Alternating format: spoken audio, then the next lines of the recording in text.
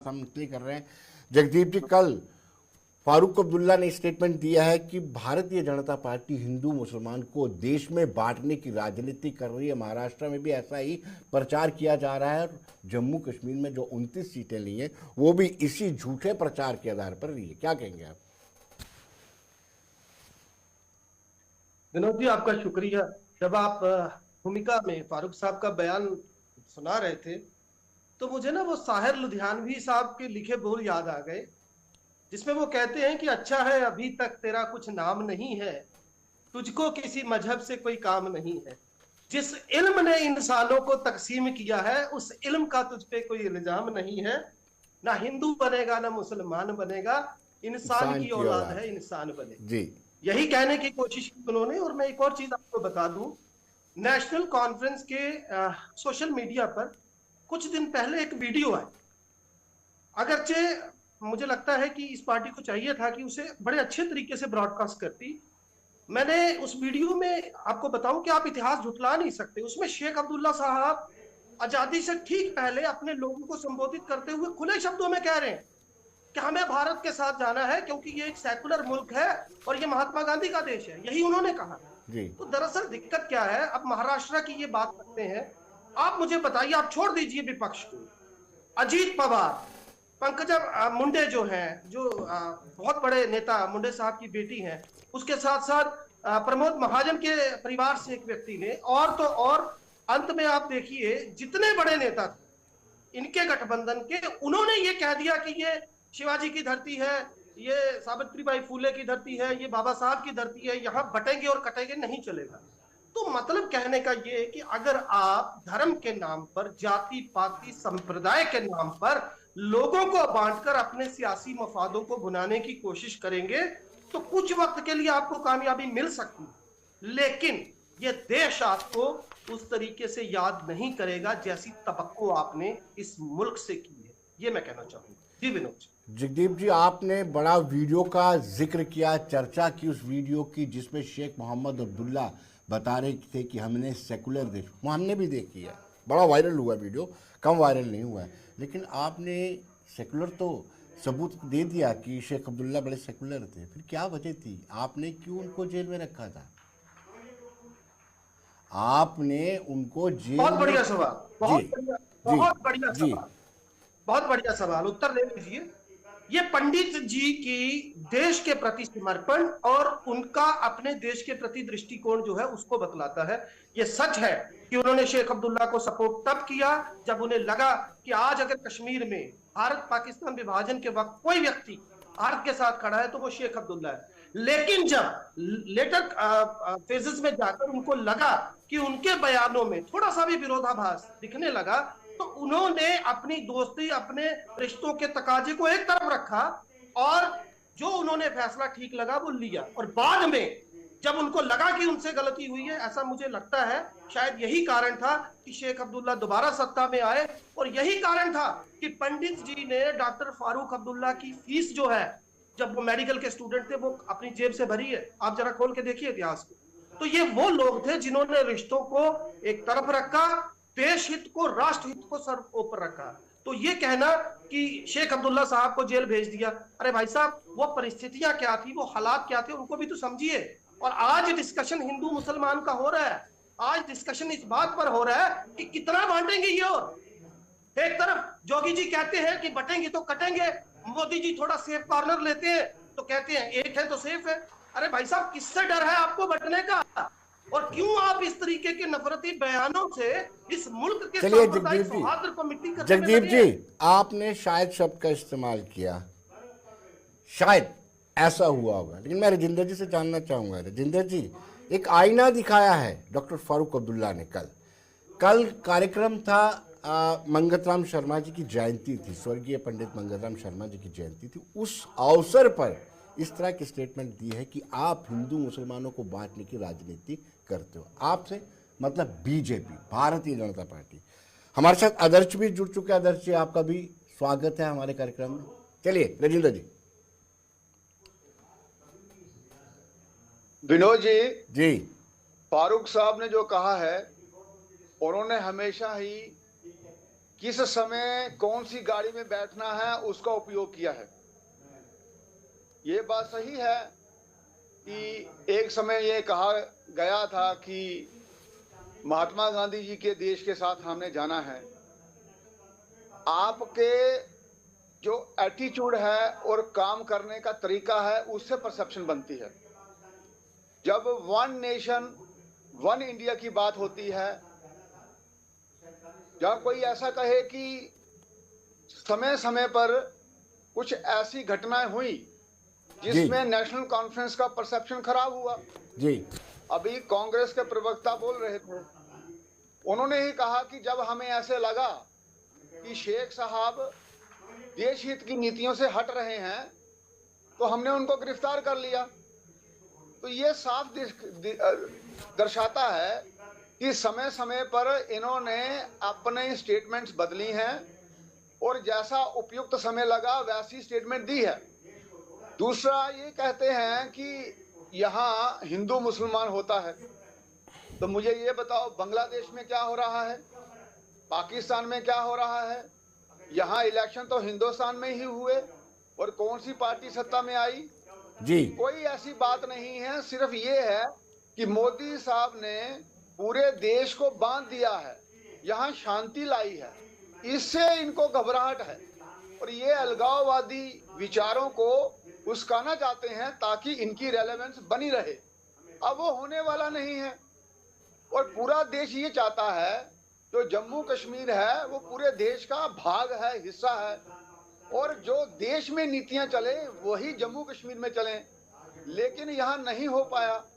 कश्मीरी पंडितों का पलायन कहाँ से हुआ? वो कश्मीर से हुआ। एक ही जम्मू कश्मीर स्टेट है, यहाँ मुस्लिम डोमिनेंट परसेंटेज में है और अलगाववादी ताकतें भी यहाँ पनपी। कश्मीरी हिंदुओं का पलायन भी यहाँ से हुआ और पीस पूरे हिंदुस्तान में भी डिस्टर्ब यहाँ से की गई। तो फिर ऐसे शक तो उठेंगे। अब जब इन सब नीतियों पे अभी लगाम लगाई गई है, शांति लाई गई है, तो अब इनको प्रॉब्लम होती है कि हिंदुस्तान को हम एक कंफ्यूज स्टेट में रखें ताकि इनकी रेलेवेंस बनी रहे और उसके समय के अनुसार फारूक साहब बयान देते हैं। चलिए आदर्श जी से जानना चाहता हूँ। आदर्श जी, सवाल ये उठता है कि कांग्रेस के प्रवक्ता ने जमकर शेख मोहम्मद अब्दुल्ला को सेकुलर होने के कसीदे पढ़े। आपकी क्या राय है? विनोद जी, बहुत बहुत धन्यवाद। मुस्लिम कॉन्फ्रेंस का जन्म देने वाले कितने सेकुलर हो सकते हैं उस बात का आप अंदाजा लगा सकते हैं। ये सेकुलर कब थे? इनकी तो जमात ही बनी थी सेकुलरिज्म को हट के। लेकिन ये दूसरी बात है कि डॉक्टर फारूक अब्दुल्ला जब से चुनाव हुए हैं थोड़ी खामोशी से बैठे हुए थे। बार बार यही बात हो रही थी, डॉक्टर साहब कुछ बोल नहीं रहे, क्या बात है। तो अब उन्हें समय मिला है तो उनको भी बोलने का मौका मिला है, क्योंकि उमर अब्दुल्ला तो दिल्ली में जा रहे हैं, हर एक मंत्री के साथ मिल रहे हैं, प्राइम मिनिस्टर से मुलाकात कर रहे हैं, प्रेसिडेंट वाइस प्रेसिडेंट हर एक से मुलाकात कर रहे हैं। वो चला रहे हैं अपनी से किस तरह से इस रियासत को चलाया जाए, किस तरह से आगे बढ़ाया जाए इसको। लेकिन फारूक साहब की खामोशी जो बता रही थी कि कुछ ना कुछ वो जब बोलेंगे तो कुछ ना कुछ मुंह जब खोलेंगे तभी कुछ ना कुछ ऐसी बात करेंगे। और सबसे बड़ी बात है विनोद जी, इन दिनों चुनाव चल रहे हैं, चुनावों के वक्त पे ऐसे बयान आना कोई बड़ी बात नहीं है, क्योंकि इनका तो हमेशा, चाहे वो शेख अब्दुल्ला थे, चाहे डॉक्टर अब्दुल्ला थे, चाहे कुछ भी थे, इनका तो हमेशा रहा है। कश्मीर से निकलते थे, कश्मीर में कुछ और बयानबाजी होती थी, जम्मू में आते थे कुछ और बयानबाजी होती थी, दिल्ली जाते थे कुछ और बयानबाजी होती थी। तो काफी इनका चर्चा में हमेशा ही रहे हैं। तो इसी को लेके आज डॉक्टर फारूक अब्दुल्ला कह रहे हैं कि ये हिंदू मुस्लिम को लेके आज चुनावों में मैं देख रहा हूँ कि इसमें भी कोई शक नहीं है, हिंदू मुस्लिम हुआ है, ये आप इस बात का इनकार नहीं कर सकते। चुनावों के लिए जब हिंदू मुस्लिम जो हुआ है वो भी एक अच्छी बात नहीं है इस देश के लिए, इतना ज्यादा इसको बांटना भी एक अच्छी बात नहीं है। आने वाले दिनों में ये एक हमारे लिए मुश्किलात पैदा कर सकती है। देश हमारा सेकुलर देश है, इसको सेकुलरिज्म के हिसाब से हमको चलाना है, यहाँ पे हिंदू मुस्लिम सिख ईसाई सबको साथ लेके जाना है। लेकिन ये बयान जो है ये टेम्पररी बयान है विनोद जी, ये सब दिखावा है, सिर्फ अभी 2 दिन के बाद ये इनका कुछ नया बयान भी आ जाएगा, सब कुछ ठीक हो जाएगा। ये सब चुनावों को देखते हुए खत्म होने दीजिए चुनाव, सब बयानबाजी खत्म हो जाएगी फिर साल भर। चलिए, एडवोकेट दिनेश चौहान जी हमारे साथ जुड़ के हैं, नेशनल कॉन्फ्रेंस के बड़े सीनियर लीडर हैं। दिनेश जी, सीधा सीधा आरोप लगाया गया है आपके ऊपर कि आप दिल्ली में कुछ और कहते हैं, जम्मू में आकर के कुछ और कहते हैं, कश्मीर में कुछ और कहते हैं। आप पर नहीं, आपकी पार्टी पर, खास तौर पर अब्दुल्ला खानदान पर राजिंदर शर्मा ने ये आरोप लगाया, जो भाजपा के बड़े नेता हैं। सर, सबसे पहले तो मैं कांग्रेस के प्रवक्ता जो है उन्होंने डिटेल्ड आपको डिस्क्रिप्शन दिया है जी कि नेशनल कॉन्फ्रेंस बोल रहा, ये वही फारूक अब्दुल्ला, वही शेख अब्दुल्ला है जो कबायलियों के खिलाफ हुए थे, और उस वक्त उन्होंने कहा कि हम पाकिस्तान के साथ नहीं जाएंगे। ये वही डॉक्टर फारूक अब्दुल्ला है जिन्होंने यूएनओ में जाके स्टेटमेंट्स दिया। जब गवर्नमेंट ऑफ इंडिया इनको इस्तेमाल करना चाहती थी तो बड़े आराम से इन्होंने किया। अब क्योंकि इनको अपनी जमीन खिसकती नजर आई भारतीय जनता पार्टी को, क्योंकि जम्मू प्रोविंस में ये टोटली फेल हो गए, अब इन्होंने एप्लीकेशन लगा दी है। मैं अध्यक्ष जी से ये पूछना चाहता हूं, अभी इन्होंने कहा कि ये मुस्लिम लीग है। आप ये देखिए कि अगर कल डॉक्टर फारूक अब्दुल्ला का जो बयान आया है उसमें कहां हिंदू मुसलमान की बात की गई है। ये बीजेपी का काम है हिंदू मुसलमान का डिवीजन करना, क्योंकि वोट बैंक पॉलिटिक्स खेलते हैं ये, तो वोट जीतने के लिए। अब इन्होंने जब देखा कि पॉपुलैरिटी जो ग्राफ है वो एमसी का अब यहाँ पे भी इंक्रीज कर रहा है, तो इन्होंने ये एलिगेशन लगाने शुरू कर दिए। आप मुझे अध्यक्ष जी, आपने बड़े कन्वीनियंटली एक बयान दे दिया कि साहब ये जो मुस्लिम लीग है, क्या इन्होंने कोई ऐसी बात की? आज तक कोई ऐसा बयान आप इसने अरोज किया जिससे यहाँ पे राइट्स हुए या कुछ भी हुआ? हिंदू मुसलमान को जोड़ने की बात की है। अगर आपको वो भी डाइजेस्ट नहीं होती है तो बड़ा दुर्भाग्य है इस मुल्क का, क्योंकि आप जो है, अब हालत ये है कि आप हिंदू होके भी हिंदू को हिंदू नहीं मानते, क्योंकि आप एक आरएसएस वाले को कहते हैं वही हिंदू है। अब मैं हिंदू हूँ, क्या मुझे भी आपको एक टेस्ट देना है कि मैं हिंदू हूँ या नहीं हूँ? जी, इट इज मोस्ट अनफॉर्चुनेट।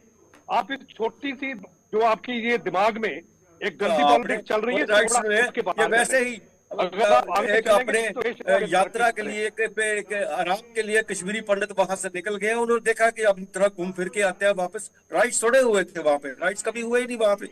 कब राइट्स नहीं हुए वहां पे, ये बताइए आप हिंदू मुसलमान, कोई वक्त बताइए जब राइट्स नहीं वहां पे हुए। अगर कश्मीरी पंडित वहां भाग गया तो क्या आपको अच्छा जब गुडविल जब चढ़ता उसको लेके भाग गया वहां से, उनको इसलिए निकाला गया वहां से, राइट्स नहीं तो क्या था? ये हर वक्त राइट्स हुए वहां पे।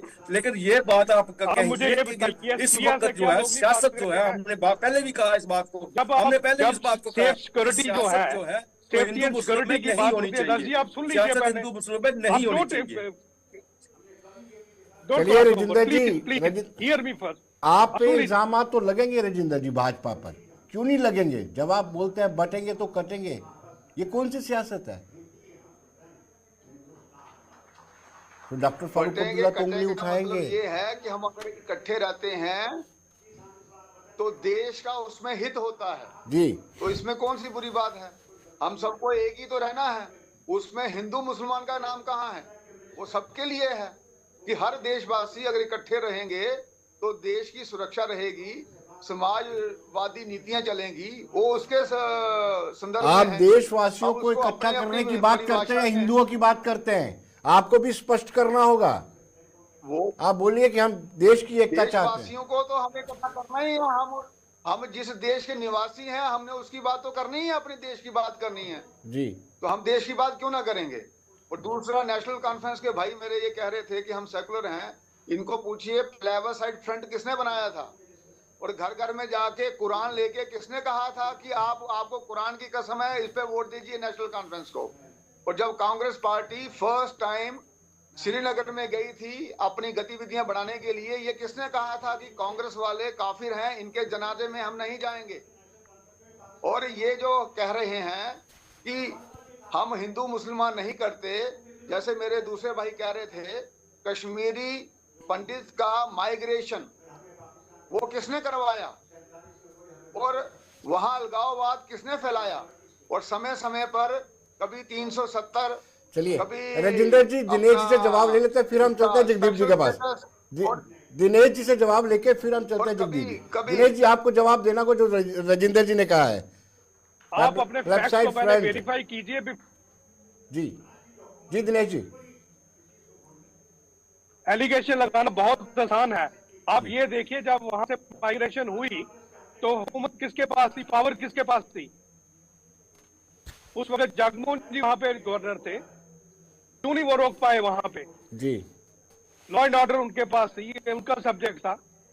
अपनी गलतियां जो है, आपकी फेलियर्स को दूसरे के ऊपर मत लगाइए एलिगेशन। ये भारतीय जनता पार्टी वालों को आदत है ये एलिगेशन लगाना, हिंदू मुसलमान की बात करना, ताकि कम से कम जो है वोट हम लोगों को हिंदू का वोट कवर कर सके। अरे आपने जीता तो दिल जीतिए। अगर इस कंट्री की आप प्रोग्रेस चाहते हैं, किसने कहा कि जो है जम्मू कश्मीर ये इंटीग्रल पार्ट ऑफ इंडिया नहीं है? आपने एलिगेशन दर्जी लगा लिया मुस्लिम कॉन्फ्रेंस का। क्या कभी ऐसा बयान आया है कि हम पाकिस्तान के साथ जाना चाहते हैं? आप एक भी बयान बता दीजिए किसी भी लीडर का। और बेतुके बयान जो है भारतीय जनता पार्टी के काफी लीडर्स देते हैं। ऐसे ऐसे बयान आते हैं जो आदमी सुन के परेशान हो जाता है। ये हर पार्टी में होता है और आपकी पार्टी में ज्यादा है। चलिए जगदीप जी, जगदीप जी आपसे जानना चाहता हूं कि इतने इख्तलाफ भी हुए हैं कांग्रेस और एनसी के बीच में। आपने 84 में गवर्नमेंट भी टॉपल की, लेकिन आज ऐसा वक्त आ चुका है, इवन शेख मोहम्मद अब्दुल्ला को आपने गिरफ्तार करवाया, फिर गवर्नमेंट टॉपल्स की, उसके बावजूद अब इतना प्रेम आपका आपस में जाग रहा है। उसकी वजह क्या है? आज आप उनको बड़े खालिश वो बता रहे हैं सेकुलर नेशनल कॉन्फ्रेंस को। और आपको लैंड रो याद होगा 2008 में जब उमर अब्दुल्ला ने ये कहा था कि 1 इंच भूमि नहीं दी जाएगी शिव भक्तों के लिए। आप क्या कहेंगे? विनोद जी, मैं चाहूंगा बराए मेहरबानी थोड़ा सा संयम ये बाकी पार्टिसिपेंट बनाए रखें और जरा गौर से सुने। जी, इतिहास में बगले झांकने का काम मैंने पहले भी कहा, वो करते हैं जिनका अपना इतिहास नहीं होता। सबसे पहली बात, भाजपा के मेरे मित्र ने कहा कि आपने गिरफ्तार करवा दिया शेख अब्दुल्ला साहब। आपकी जानकारी के लिए बता दूं कि जब स्वर्गीय श्रीमती इंदिरा गांधी जी पावर में आई और गार्डियन में एक लेख छपा शेख साहब का, तो उन्हें उस गलती का एहसास हुआ। और अगर शेख अब्दुल्ला साहब दोबारा पावर में आए तो ये बताता है कि उनकी क्रेडिबिलिटी कैसी थी। और मकबूल शेरवानी के लिए आप क्या कहेंगे? आदर्श जी यहाँ बैठे हैं, बड़े वरिष्ठ पत्रकार हैं, माफ कीजिएगा, आपके प्रति मेरा बड़ा सम्मान है, पर आज बड़ा दुख हुआ आपको सुनकर। आपने कहा मुस्लिम कॉन्फ्रेंस थी, बिल्कुल थी, लेकिन जब लाहौर जाते वक्त रेल यात्रा में पंडित जी के साथ उनका वार्तालाप हुआ तो वही मुस्लिम कॉन्फ्रेंस जो है वो नेशनल कॉन्फ्रेंस बनी।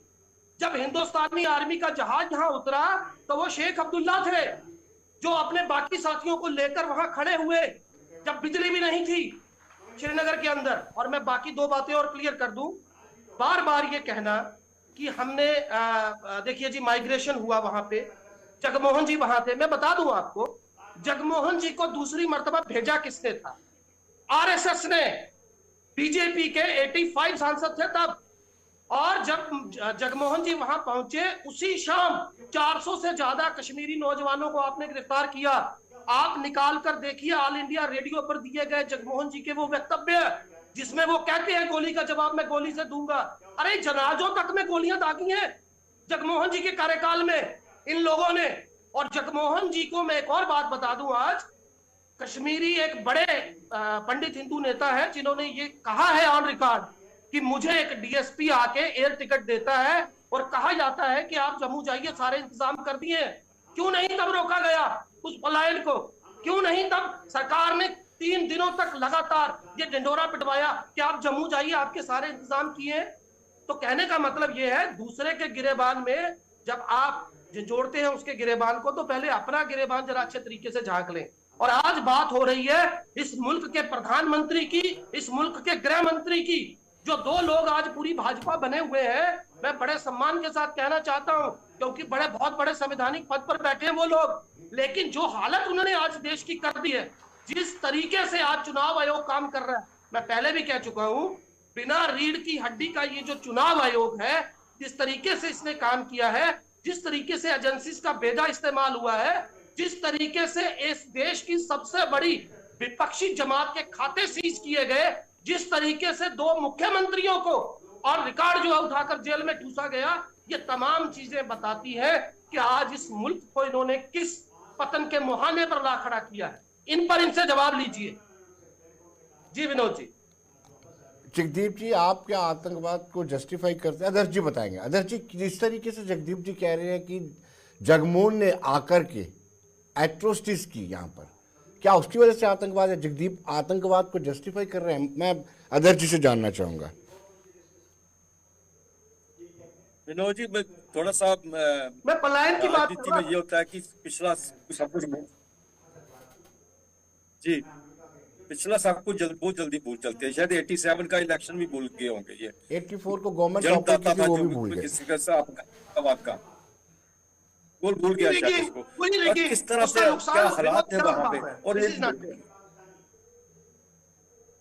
जिस तरह से ये कह रहा है कि जो हिंदू के साथ नहीं है नेशनल कॉन्फ्रेंस वक्त के साथ, मैंने पहले भी बोला है कि जगह के साथ वक्त के साथ वो खुद को बदलते हैं। उन्होंने बदला है अपने आप को, इसमें कोई शक नहीं। अगर बदला है, उन्होंने बदला है तो तभी तो हिंदुओं ने उनको वोट दिए। उन्होंने बीजेपुर से सीट निकाली, उन्होंने नगरोटा से सीट निकाली, उन्होंने बिश्नाह से सीट निकाली, किस तरह से निकाली। लेकिन आज जब फिर दोबारा आज उम्मीदें फिर जागी हैं कि नेशनल कॉन्फ्रेंस जो है जम्मू कश्मीर को, और खासकर आपके ही यह डिबेट में हमने बार बार कहा है कि हालात इतने बदल चुके हैं कि उमर अब्दुल्ला जम्मू को और हिंदुओं को साथ लेके चलना चाहता है। वह यहाँ पे वो उन्होंने डिप्टी सीएम दिया है, आपका कैबिनेट मिनिस्टर दिया है, उन्होंने यही बार बार कहा है ना जम्मू को साथ लेके जाना चाहता। उसके बावजूद ना करने के बावजूद फिर चिंगारी कोई ना कोई भड़काने की कोशिश क्यों की जाती है? क्यों ये आग लगाने की कोशिश की जाती है? ताकि वो उनका वही राग पुराना जिंदा रहे। जब लोग रास्ते पे आ रहे हैं, लोग आप पे यकीन कर रहे हैं, लोगों पे श्रद्धा आपकी बढ़ रही है कि आप सरकार चलाएंगे, ना ही भारतीय जनता पार्टी ने किसी किस्म की रुकावट डाली है कि सरकार चलाने में, ना ही केंद्र सरकार ने इनके लिए कुछ कोई बात कही है, ना ही इनकी जहां भी मीटिंग हुई है हर मीटिंग में इन्होंने कहा है कि हमारी पॉजिटिव मीटिंग हुई है, हमें सब कुछ मिलने का यकीन कर रहे हैं, हमें स्टेटहुड भी मिलेगा, हम 370 के लिए लड़ते भी रहेंगे। फिर ये चिंगारी बीच में किसी लगाने की कोशिश करती है। क्यों देश के अंदर हिंदू मुस्लिम करवाने की कोशिश करते हैं? चल रहा है यहाँ अगर जम्मू कश्मीर में तो हिंदू मुस्लिम की बात नहीं होना अभी तक हो रही है। अगर देश के किसी कोने में चुनाव में हो रहा है तो आप उसको यहाँ पे क्यों लाना चाहते हो? क्यों अपनी रियासत को सेक जो उसका सेका लाना चाहते हो? यहाँ तो कम से कम जिस तरह से आपने शुरुआत की थी उसी शुरुआत पे आगे बढ़ो। रोकने का किसने कहा है आपको कि आपको किसी किस्म की मुश्किलात आ रही है यहाँ पे? क्या जम्मू के लोगों की तरफ से मुश्किलात आ रही है? क्या केंद्र सरकार की तरफ से मुश्किलात आ रही है? जब सब कुछ ठीक ठाक चल रहा है तो फिर ऐसे स्टेटमेंट, पहले तो खामोश थे, उनकी खामोशी बड़ी अच्छी लग रही थी कि वो डॉक्टर फारूक अब्दुल्ला ने अब शायद फैसला कर लिया कि उमर अब्दुल्ला ही बोलेंगे, मैं तो बीच में बोलूंगा नहीं। अगर बोले जी मैं दिनेश जी से जानना चाहूंगा। दिनेश जम्मू कश्मीर के अंदर रोष पैदा किया जाए। दिनेश जी, एक चीज आपसे जानना चाहता हूं कि जब कबालियों ने हमला किया, यूं कहे कि पाकिस्तान की सेना ने हमला किया, उस वक्त जब हमारी सेना ने जवाबी कार्रवाई की, और क्या जरूरत थी यूनिलैटरल सीजफायर करने की? आप चाहते थे, नेशनल कॉन्फ्रेंस चाहती थी कश्मीरियों की डोमिनेशन बनी रहे जम्मू कश्मीर में। मैं दिनेश जी से जानना चाहता हूं। दिनेश जी, मेरी आवाज आ रही है आप तक?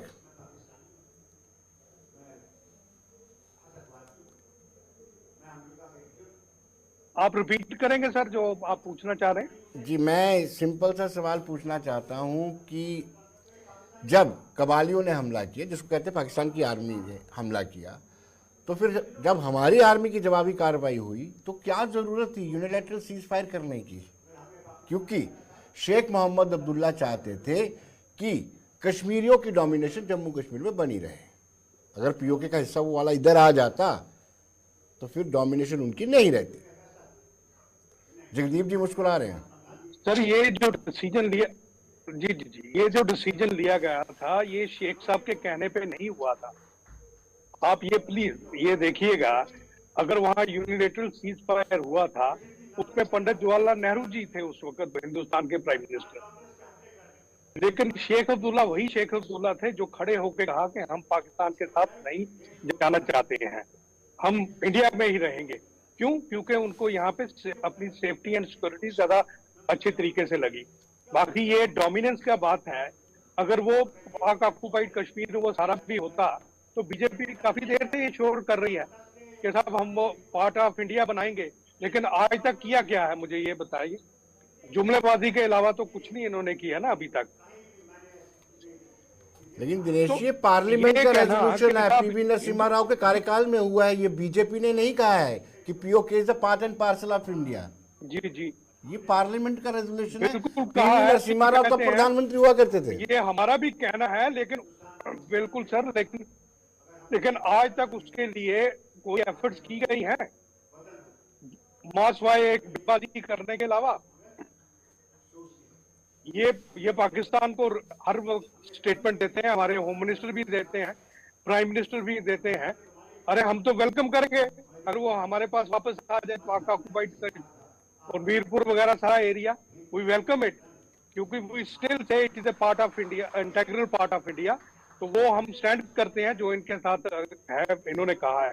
लेकिन जहां बात आती है हिंदू मुसलमान की, वो भारतीय जनता पार्टी की नीतियां हैं, ना कि ये नेशनल कॉन्फ्रेंस की है। अभी आदर्श जी ने कहा कि ये रेकअप करने की क्या जरूरत थी।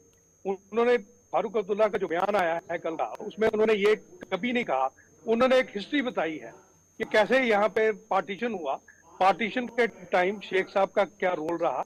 और मेरा आगे का जो है, जो मैं कहना चाहता हूँ, वो ऑलरेडी कांग्रेस के प्रवक्ता ने बता दिया है कि यही नेशनल, ये मुस्लिम कॉन्फ्रेंस जो है बाद में तब्दील हो गई। अब यही फारूक अब्दुल्ला जो है, उस वक्त इन्होंने उनको यूज किया। तब तो भारतीय जनता पार्टी की यहाँ पे सरकार थी ना, वहां पे एनडीए की गवर्नमेंट थी सेंटर में। जब इन्होंने आगरा के, लेकिन दिनेश जी आप पर सत्ता के लोलुप, आप पर दिनेश जी एक मिनट रोकूंगा आपको। बड़ी सेक्युलर पार्टी नजर आती है। आप पर सत्ता के लोलुप यानी लालची होने का आरोप लगता है। जब आपने 2/3 बहुमत से 2000 में ऑटोनॉमी का रेजोल्यूशन पास किया, उधर दिल्ली भेजा, दिल्ली वालों ने डस्टबिन में डाल दिया, तब भी Omar Abdullah cabinet minister, union minister बने रहे। एमओएस सत्ता का लालच है ना? बिल्कुल बने रहे सर, क्योंकि ये सत्ता का लालच नहीं है। ये चीज जो है, मैं इनसे भी पूछता हूँ, क्या ये सत्ता के लिए जो कर रहे हैं इस वक्त महाराष्ट्र में, वो क्या कर रहे हैं ये लोग? अगर यूपी में जो है इलेक्शन होनी है, वहां पे जिन सीटों पे, वहां पे भी सत्ता के लालच में जो है ये कर रहे हैं। ये सत्ता के लालच की वजह से ये दोनों कम्युनिटीज को बांटने की कोशिश करते हैं। अदरवाइज इनके पास ब्रॉड बेस्ड इश्यूज कोई नहीं है। कटरी के राजेंद्र जी, भाजपा के पास कोई इशू नहीं है सिवाय हिंदू मुसलमान के विभाजन की राजनीति को आधार बनाकर के आप सत्ता की सीढ़ी पकड़ते हैं। जुमलाबाजी कर करके। चलिए दिनेश जी, राजेंद्र जी से जवाब ले लेते हैं। दिनेश जी ने कहा कि आपके पास कोई मुद्दा नहीं, सॉलिड मुद्दा नहीं है, बस हिंदू मुसलमान की राजनीति करते हैं। इसके अलावा मुझे बताइए, मैंने आपको बताया कि आज तक सिर्फ हर जगह हमेशा नेशनल कॉन्फ्रेंस में एक ही है, समय पर कोई इनके पास ब्रॉड बेस्ड अपना अभी आदर्श जी ने कहा कि करते हुए हुकूमत करनी है, आप आराम से बयान बदले हैं।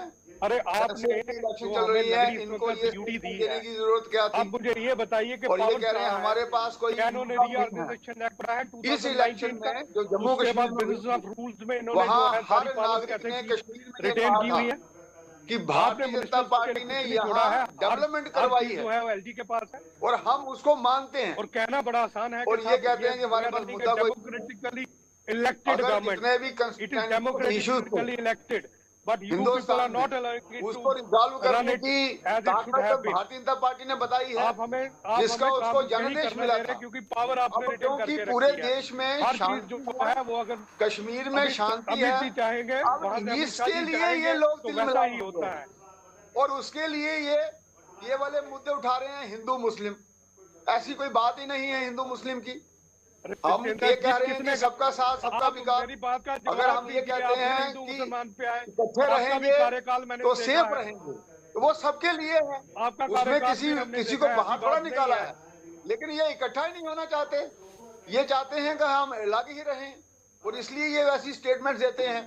और आप ये देखें कि इन्होंने इलेक्शन लड़ा कांग्रेस के साथ, आज कांग्रेस की इन्होंने क्या हालत कर दी, ना उसको सरकार में लिया, और ना कांग्रेस को मालूम चल रहा है कि हम सरकार में हैं कि बाहर हैं।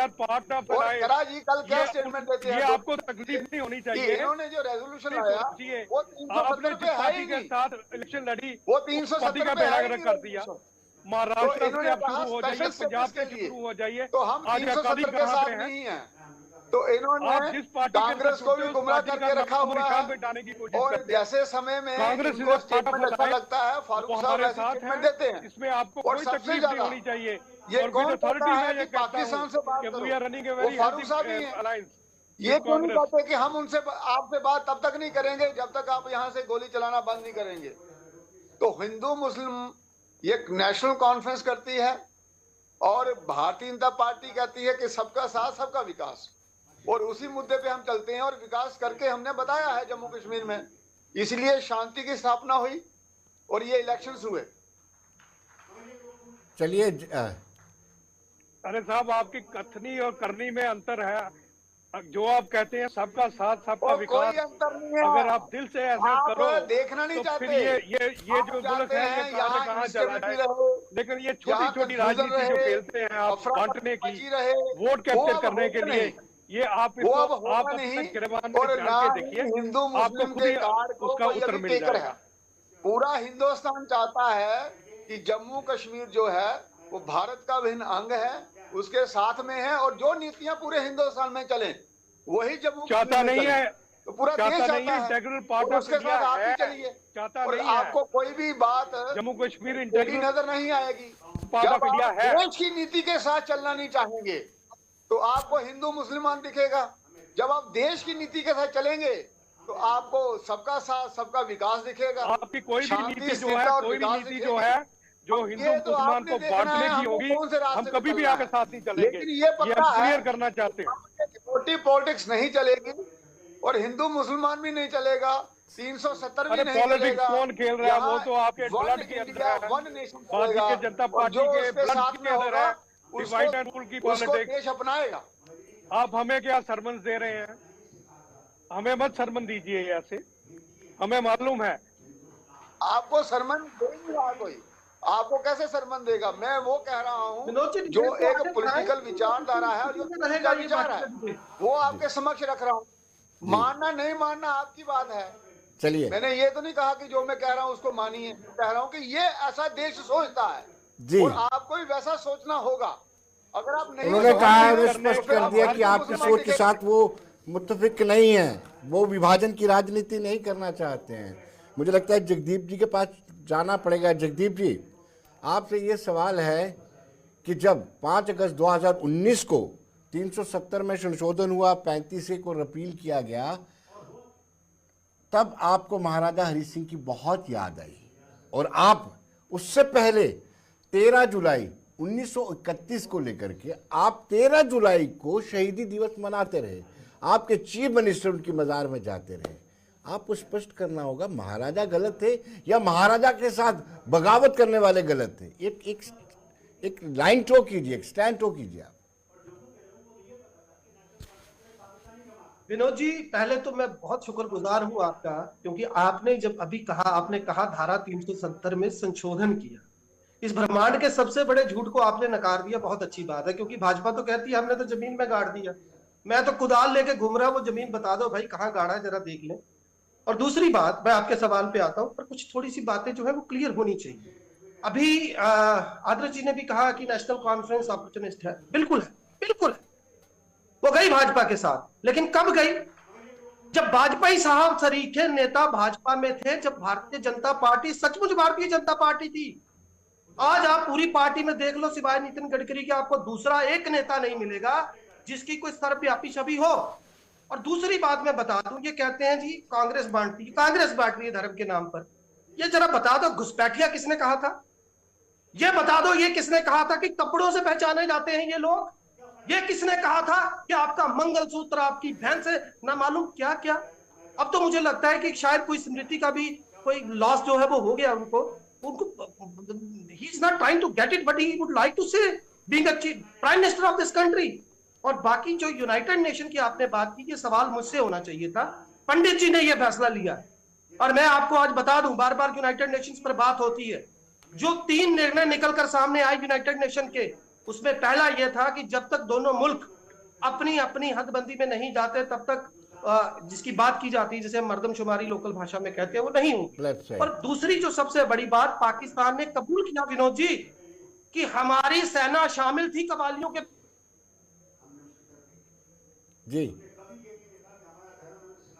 जी आदर्श जी, अभी रिसेंटली जीए मीर झारखंड में चुनाव प्रचार कर रहे थे, उन्होंने तो सीधा कह दिया कि घुसपैठियों को हम मुफ्त सिलेंडर देंगे। जगदीप जी कह रहे थे कि प्रधानमंत्री ने एक शब्द इस्तेमाल किया, घुसपैठिया, लेकिन हाल में चुनाव प्रचार के दौरान एक बड़ा मुद्दा उठा है। आपने देखा होगा, गौरव भाटिया जो राष्ट्रीय प्रवक्ता भारतीय जनता पार्टी, उन्होंने बाकायदा प्रेस कॉन्फ्रेंस भी की है, घुसपैठियों को जीए मीर चाहते हैं मुफ्त में सिलेंडर दिया जाए। क्या कहेंगे आप? बिल्कुल विनोद जी, मैंने इससे पहले भी कहा कि ये चुनावों की ऐसी एक बन गई है जिसमें कुछ भी आप कह लो, आपको चुनाव जीतना है, आपको कुछ भी, घुसपैठियों को भी उस वक्त खुश कर दो, देशद्रोहियों को भी खुश कर दो, हर बात के लिए खुश कर दो। चुनाव हमारे हाथ में, अरे जीत जाएंगे चुनाव, उसके बाद देखेंगे क्या करना है क्या नहीं करना, वो बात की बात है। जहां तक जगदीप जी ने 47 की बात की, तो क्या वो कौन थे, वो जो कवाली नहीं थे, कौन थे? क्या 2 दिन के अंदर 1947 में पाकिस्तान आजाद हुआ और 2 दिन में उसने आर्मी खड़ी कर दी, वहां पे कवाली खड़े कर दिए कश्मीर पे हमला करने के लिए। ये सारी एक ब्रिटिश की सोची समझी चाल थी, सारी वो ब्रिटिश गवर्नमेंट के, उन्हीं की 2 दिन पे कोई सेना तैयार नहीं होती, 2 दिन से आर्मी तैयार नहीं हो जाती, 2 दिन की आजादी के बाद वो कश्मीर के ऊपर अटैक कर सके। ये सारी सोची समझी चाल थी वो सारा। और उसके साथ साथ उस वक्त कुछ कहो ना कहो, माने ना माने, शेख साहब उनके साथ मिले हुए थे, बात उनके साथ चल रही थी, सब कुछ ये हुआ था तभी।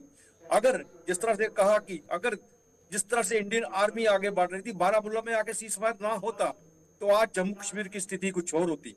आज जम्मू कश्मीर का इतने हिस्से कर दिए हैं, जम्मू कश्मीर को बेच दिया, पाकिस्तान ने आगे, चाइना के आगे बेच दिया, कहीं कुछ कर दिया, कहीं कुछ। कितनी बड़ी रियासत थी महाराजा की, जब महाराजा का नाम लेते हैं तो कितनी बड़ी रियासत थी, भूल गए इस बात को। अब चुनावों के लिए कुछ भी कह देना एक बड़ी मामूली सी बात हो गई है। हिंदू मुस्लिम, मैं ये नहीं कह रहा कि भारतीय जनता पार्टी पाक साफ है, भारतीय जनता पार्टी भी इसी को इस्तेमाल कर रही है, और कांग्रेस को भी जब वक्त लगता है वो भी इन्हीं बातों को लेकर इस्तेमाल करती है, ऐसी कोई बात नहीं है। और जिस बात के लिए जगदीप जी कह रहे हैं, बड़े खुश हुए, ये फैक्ट है कि धारा 370 टूटी नहीं है, ये फैक्ट है। कोई पढ़ा लिखा, कोई भी ला जानने वाला आदमी इस बात को नहीं मानेगा। धारा 370 आज भी है, उसमें संशोधन हुआ है, संशोधन में से जो चीजें निकाली गई हैं वो आप वही सामने लाई गई है। लोगों को गुमराह ना किया जाए, मैं तो कहता हूँ इस बात में भी चर्चा होनी चाहिए। और मैंने अपने यहाँ आप केवी चंडियाल साहब की बात जानते होंगे, उनके कागज भी पार्लियामेंट में लहराए थे, बात उनसे वाकई हम भी मैंने की थी कि धारा 370 की असली शेप क्या है, धारा 370 है क्या इस वक्त, ये देश को नहीं बताया जा रहा। ये सब चीजें सब चुनावी बातें हैं, चुनावी बातें हैं। चुनाव खत्म होने के बाद, और ये हमारी बदकिस्मती ये है कि हमारे देश के चुनाव खत्म होते ही नहीं है, चुनाव खत्म ही नहीं होते तो ये बातें भी खत्म नहीं होती। इसलिए ये सिलसिले हमारे सर पे हमेशा बैठे ही रहेंगे। जी जगदीप जी, आपसे सवाल पूछा था तो आपका आवाज म्यूट हो गई थी, आप सुन पा रहे हैं जगदीप जी? बिल्कुल सुन पा रहा हूँ विनोद जी, मैं बिल्कुल आपके सवाल का जवाब दूंगा, शुक्रगुजार हूँ। मैंने सवाल ये था, 13 जुलाई को आप लंबे समय तक शहीदी दिवस मनाते रहे, और हर आपका चीफ मिनिस्टर जो कांग्रेस के खाते से चीफ मिनिस्टर माता टेकता था। जी जी I got it Vinod ji, मैं आपके सवाल का उत्तर दूंगा, पर उससे पहले मैं एक छोटी सी बात बता दूं। आदर्श जी ने अभी कहा कि जम्मू कश्मीर जो है वो बिक गया, उसके हिस्से हो गए, कोई चाइना को चला गया, कोई इधर चला गया, कोई उधर चला गया। तो मैं बड़े सम्मान के साथ और बड़ी शालीनता के साथ उनको एक रिक्वेस्ट करना चाहता हूं, क्योंकि मेरे जीवन के भी 24 बरस इसी प्रोफेशन में गुजरे हैं, जिसको हम बड़ा सैक्रेड और बड़ा पायस मानते हैं। देखिए ऐसा है, गिलगित बाल्टिस्तान का मैं पहले एक बड़ी बर्तवा बता चुका हूं कि अभी मुल्क बटा भी नहीं था तो वो मेजर ब्राउन ने कैसे पाकिस्तान की झोली में डाला। हमने 1.5 साल तक युद्ध लड़ा। पटेल साहब के लिखे खत आज भी पड़े हैं जिसमें उन्होंने ये कहा कि रीइंफोर्समेंट खत्म हो गया। तो इस सवाल को खत्म करते हैं, मैं आपके सवाल पे आता हूँ। देखिए जब सेकेंड वर्ल्ड वॉर के बाद वो तमाम लोग जो उसमें शामिल हुए थे और फौजी थे पुंछ के इलाके से, हम उनको पुंछी मुस्लिम कहते हैं, जब वो वापस आए और उस वक्त की जो परिस्थितियां बनी और एक विरोध जो है वो टेक्सास के खिलाफ शुरू हुआ, तो वो क्या हालात थे और उसको पाकिस्तान ने कैसे कैश किया, हमें उन पर भी जाना पड़ेगा जब हम बात करते हैं कि उस शहादत की या उसके बाद की जो आप हालातों के जिक्र कर रहे हैं, देखिए कांग्रेस पर बार बार सवाल ये दागा जाता है कि कांग्रेस जो है उसने जम्मू कश्मीर के साथ इंसाफ नहीं किया, जो भाजपा का एक ट्रेंड है। मैं बता दूं, ये वो पार्टी है जिसने बड़े सशक्त बहुमत